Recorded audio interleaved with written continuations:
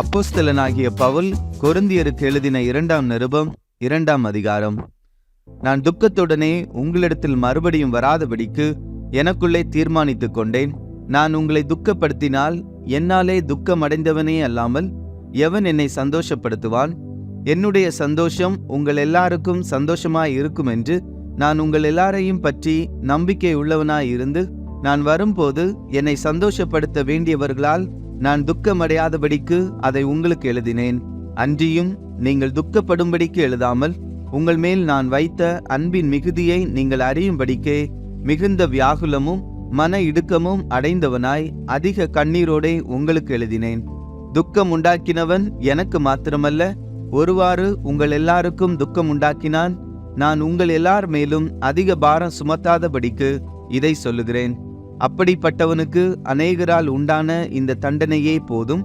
ஆதலால் அவன் அதிக துக்கத்தில் அமிழ்ந்து போகாதபடிக்கு நீங்கள் அவனுக்கு மன்னித்து ஆறுதல் செய்ய வேண்டும். அந்தபடி உங்கள் அன்பை அவனுக்கு காண்பிக்கும்படி உங்களை வேண்டிக் கொள்ளுகிறேன். நீங்கள் எல்லாவற்றிலேயும் கீழ்ப்படிந்திருக்கிறீர்களோ என்று உங்களை சோதித்தறியும்படி இப்படி எழுதினேன்.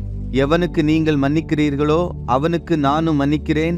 மேலும் எதை நான் மன்னித்திருக்கிறேனோ அதை உங்கள் நிமித்தம் கிறிஸ்துவினுடைய சன்னிதானத்திலே மன்னித்திருக்கிறேன்.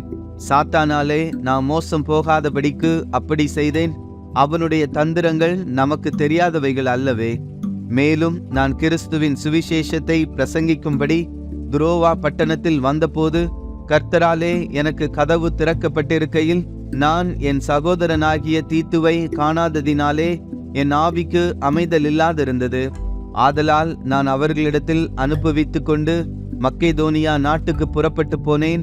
கிறிஸ்துவுக்குள் எப்பொழுதும் எங்களை வெற்றி சிறக்க பண்ணி எல்லா இடங்களிலேயும் எங்களை கொண்டு அவரை அறிகிற அறிவின் வாசனையை வெளிப்படுத்துகிற தேவனுக்கு ஸ்தோத்திரம். ரட்சிக்கப்படுகிறவர்களுக்குள்ளேயும் கெட்டு போகிறவர்களுக்குள்ளேயும் நாங்கள் தேவனுக்கு கிறிஸ்துவின் நற்கந்தமாய் இருக்கிறோம்.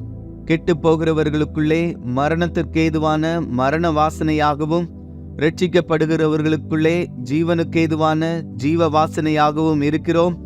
இவைகளை நடப்பிக்கிறதற்கு எவன் தகுதியானவன்? அநேகரை போல நாங்கள் தேவ வசனத்தை கலப்பாய் பேசாமல் துப்புரவாகவும் தேவனால் அருளப்பட்ட பிரகாரமாகவும் கிறிஸ்துவுக்குள் தேவ சந்நிதியில் பேசுகிறோம்.